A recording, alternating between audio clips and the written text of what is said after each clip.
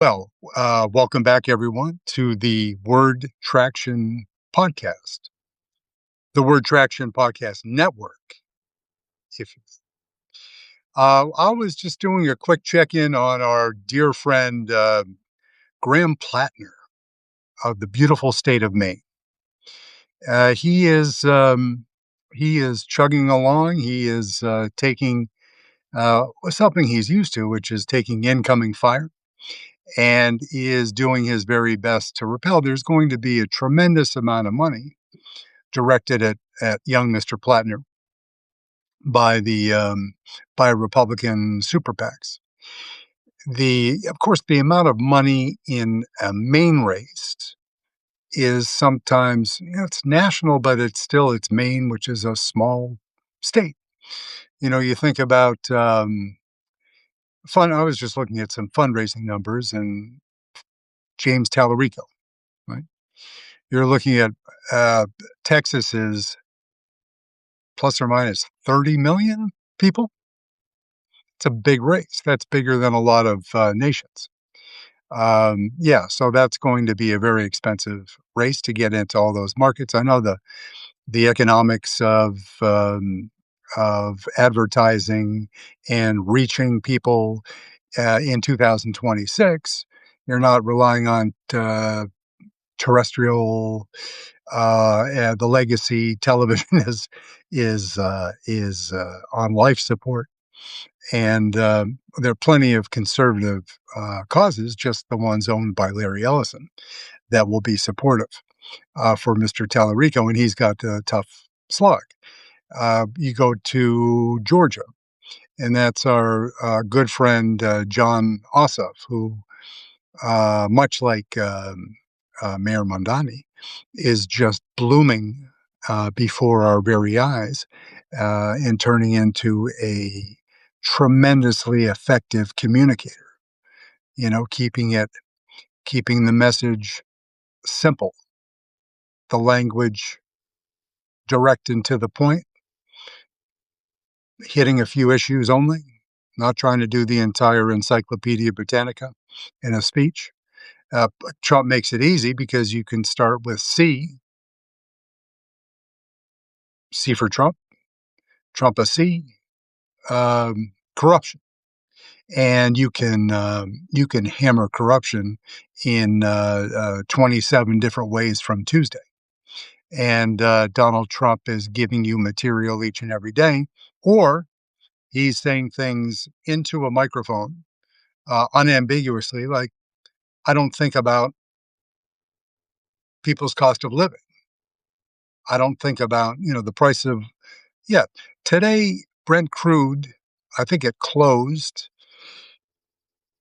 84 or something like that. Sure, it's going to come down if this deal turns out to be real. But the inescapable fact is that there is a lot of oil that hasn't been delivered, and as you can imagine, the the process for getting an empty tanker to the depot in Saudi or UAE, and then getting it through the strait and getting it to its destination and offloading it. I mean, there's a lot of lag time, and we've used up absolutely, except for our boy Vladimir Putin's shadow fleet. We've used up all of the oil, and the U.S. strategic reserves are at a 67-year low right now, thanks to Trump. Because what he didn't do, because he's a fucking genius, is when he took office and oil was inexpensive, he didn't refill that. He figured, my boys over in KSA and UAE will hook me up. Doesn't matter. I can always get it. And Trump always says it always works out fine. If you wait 80 years, most things will come back to you. If you have that kind of patience and that kind of time horizon.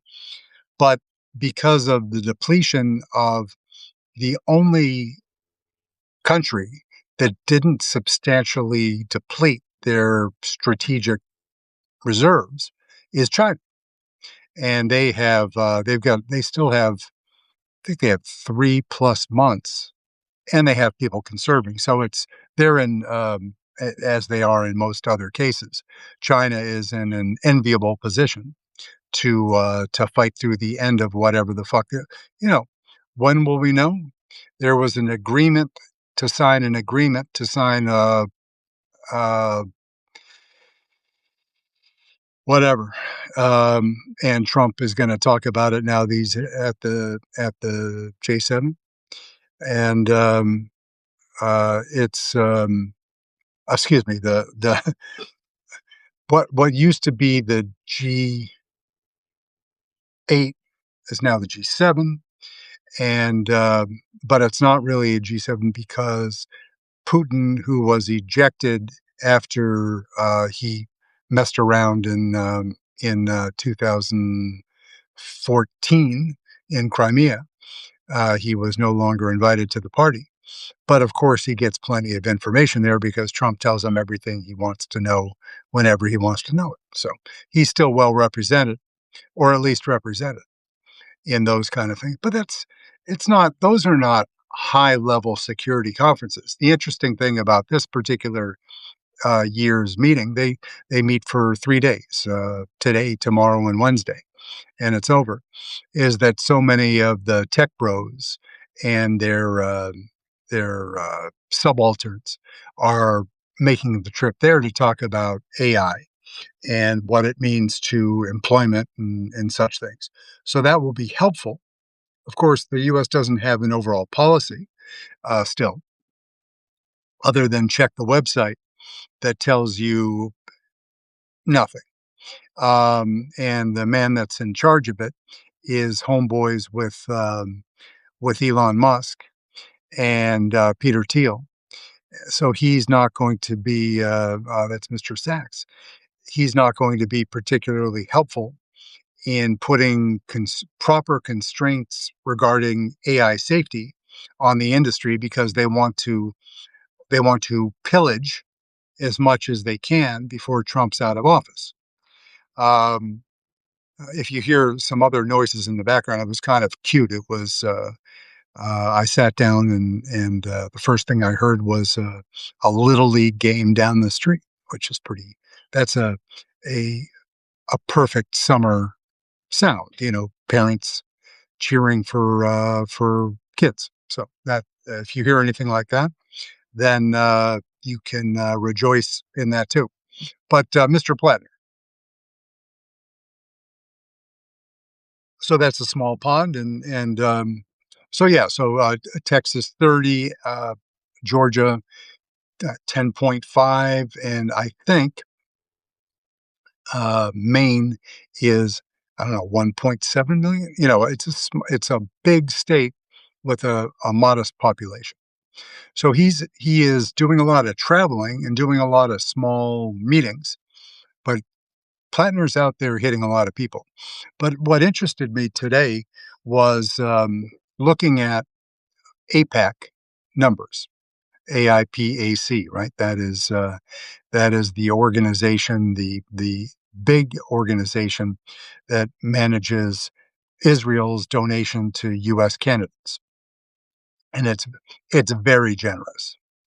It's been particularly generous to the Republican Party, but as you know, as the world turns, it's Israel because of Bibi Netanyahu is not at the top of anybody's pops. Um, People like Mitch McConnell. Mitch McConnell, of course, because he was there for 100 years, so cumulatively it was a lot of money. Marco Rubio took money from AIPAC. JD Vance was a senator for about 15 minutes and didn't take any because his sugar daddy, Peter Thiel, funded his campaign almost exclusively. There was some other money, but Peter Thiel gave most of it either through super PACs or under the pillow or whatever. So he was fortunate in that way, I guess. Um, but Plattner will m it will m make it easier for him when it comes to hat and bats towards the end of the race. What Plattner can say to the electorate in Maine is that the only person currently in the Senate that took more money from AIPAC than Susan Collins, my opponent, is Rick Scott from state of Florida. Rick Scott, who is responsible for one of the largest Medicare, Medicaid frauds in US history when he was leading a healthcare organization. He didn't have to plead anything. There was a lot of shenanigans, fees, and silliness, and he never had to take any charges, right? But he finagled his way out of it. But Rick Scott is he looks like how could you describe, would you like, an uh, uh, uh, undernourished penis without a Jimmy coat on, right? He's kind of with, that bald head, and he's got a geeky kind of demeanor and a skinny ass motherfucker and lies as much as Trump. So yeah, he's a pretty special guy. If you haven't, he was former governor of Florida, and he's now senator from Florida, and he's exactly what you would expect him to be. So, of the active senators currently there, he has taken the most. Susan Collins second, and not by a large margin. And then there, of course, like I said, there's uh, the former um, the former leader, Mitch McConnell. There are other retired, Harry Reid, a lot of APAC money, but Harry's been gone from there for quite some time. Uh, Marco Rubio did take some. We said that our boy JD did not. But if you think about the electorate, Plattner is going to have an appeal to the MAGA base from Maine, maybe more nationally too. He'll have a kind of appeal that, if you'll excuse me, would not have been out of place from a demeanor, body type, and communication set. He would have not have been out of place at that revolting MMA extravaganza on the White House lawn last night, right? We all know the insults that went at the beautiful former first lady, and don't need to rehash that. It was made me feel sick enough just to share it on the platform earlier, but at the same time, you can't incorporate something like that by reference. It's so outrageous. And even in a time when we're kind of inured by all of the crazy shit all the time, the pace of the lies, it's still when these vile racist attacks on the Obamas, particularly a former president and first lady, it really it will titillate some of the MAGA crowd that are, Donald Trump supporters. But we can't peel those folks off. We're not there. They weren't likely to be Kamala voters, and we're not going to be able to peel them off in 28 either. Onesie, one at a time, maybe, if they see the light and realize that their false prophet is just that. But it's still for the rest of the world, the rest of the electorate. It's important that they see what not just how bad these revolting human beings are. Uh, in Joe fucking Rogan up there, he didn't prepare the line for the guy, but he didn't do anything else either. Dana White is so deep inside of Trump's pocket that it's tight, you know. So again, we're not going to be able to hold up a bad act by a MAGA candidate and say, "Come with us, we'll show you the light," because some of these people are just irretrievably broken, right? And many who are more spiritually intact than yours truly might say that there's no such thing as a lost cause. Okay, but we have a limited supply of time and energy and resources, so we need to target what is possible. You know, reach those that are at least there's a possibility. But if you've not spent time in Maine, I've had the pleasure of being up there quite a bit. Like I said, I live, I don't know, but as the crow flies, 20 whatever minutes away, in northern Massachusetts. Traffic in summer near the beaches, no, but it ain't far because you go north from Massachusetts. You drive through about 4.5 minutes of New Hampshire, and you're in Maine. It's the New Hampshire coastline is is beautiful, but if you look at it on a map, there ain't much to it. Maine, on the other hand, magnificent coastline, a lot of dramatic, very rocky coastline. It's spectacular. A good place to take the family for vacation. Not cheap, but not it ain't. It's not a bungalow in Bermuda expensive. It's, you can find places. It has something for all price points in Maine. You just have to, do the shoulder season, not the peak summer. But, and there's a lot of it. There's a lot of coastline. Just keep driving and you'll find something you like. Cadillac Mountain is spectacular. I went, one of my fondest memories of that particular park, which is in the national park system. It's like Acadia National Park, and I went to a wedding there. That was that was fun. That was only that was only 40 years ago. 38 years. Yeah, it was a little bit, but still beautiful. And so if you're ever drawn to a road trip to Maine, and don't be fooled by map, relative population, whatever. It's a long, you want to go from stem to stern in Maine. Buckle up.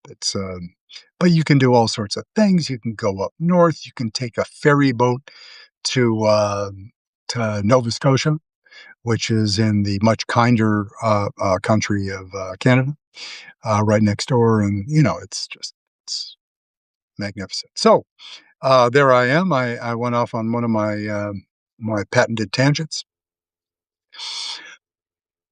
but just reading, seeing Susan Collins featured so prominently on the APEC list made me feel a little bit better. Plattner is not a shoe-in, but she's vulnerable. She's older. He is a different breed, and like I said, he is all warts and all, as they say. All of his defects, I have plenty too. That he can stand up there and communicate with a lot of people that were just default sort of, mega adjacent or Republican voters that are just tired of Susan Collins' game about being whatever deeply concerned at everything and not doing a fucking thing about it. Yeah, so she has some her priors are pretty damning for this particular time in a Trump environment. He will have plenty of ammunition. He's gonna fundraise like an MF. He's gonna be able, and again, you don't need. I think he's got 4 to 5 million in the door so far, and Tellerico has 25 but it's fucking Texas.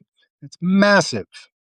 It's, you'll forget more about certain counties in Texas than you'll ever remember for the rest of your it's incredible. Nice people in Texas, some. I'm very partial to, Dallas is fine, but I always loved Fort Worth for some reason. Whenever I would go there, be in Dallas for, some business silliness or another, I would always stay in Fort Worth and drive back and forth. Um, it's a cute town. Yeah, so I've taken you on a tour of favorite vacation, spots. But think about, Graham, take a look as you're looking at, in whatever state you live in or Commonwealth, that APEC donor information, right, is gonna be helpful because there's gonna be such a ongoing horrible, like, an antipathy towards Netanyahu and Israel. And this is not anything to do with being anti-Semitic any more than it is about being Islamophobic. Not about that at all. This is I'm I'm 100% pro-American and 99.5% anti-Donald Trump, right? And that's a healthy, perfectly defensible position because of the horrible things that he does. And the I mean, Trump, heretofore, has not been convicted of war crimes, right? Netanyahu he's a poster child for it. He is featured prominently on websites and in post offices around the world. He is, and it's legitimate, you know? Genocide is a war crime. You bomb people's, water supply, electrical supply, civilian, just go down the list. It is check, check, check. And Trump and Hegseth are doing some things that probably are not great, but that's for you can't you catalog it, you note it, and you broadcast it to those that are interested in the data points. But for right now, on the Trump end, while he's still in office and the impunity he enjoys, thanks to your boy, John Roberts. Yeah. There ain't much we can do in the ICC. We have to get, they can't get jurisdiction to there's not an agency that we're not a signatory. So the US government is not going to, take Trump into custody and hand him over to the ICC. There are other ways, but well, we'll save that for another podcast. I'm just, I'm thinking about, like I said, warts and all. He's not a perfect man. I am not now, nor will I ever be a perfect man. He made mistakes. The woman that made some of the most credible allegations turned out to be a Republican, an RNC plant whose parents were both born on a kibbutz in, Israel, which that in and of itself doesn't mean that she isn't capable of telling truths. But I'm going to argue until I see evidence to the contrary that she hoodwinked, the New York Times, and that they probably didn't do their due diligence because there was sort of there was a, a negative, zeitgeist. If I say zeitgeist, it's going to sound like another Nazi tattoo, but no, that is, Totenkopf. Zeitgeist. There was this momentum, like there must be more. He's a horrible person. Only a horrible person. I'll tell you what. We'll do this little experiment. The next time we meet, you'll allow me to put you in the middle of a year-long live fire exercise, okay? And then come out on the other end and see how you feel. Just an idea, just a thought exercise with props. And speaking of prompts, to you all, and thank you. And it's getting a little dark. The doggy is going to want to have his pee pee before he can get into bed with his mommy, which is top on our list every evening. Sounds like the kids went home, so that is not like not in Little Saint James Island. Kids went home. This is wholesome. This is Little League. Yeah. So thank you. Retweet, restack, subscribe, and thank you. And I will catch up with you sometime tomorrow. Have a beautiful night, and thanks very much.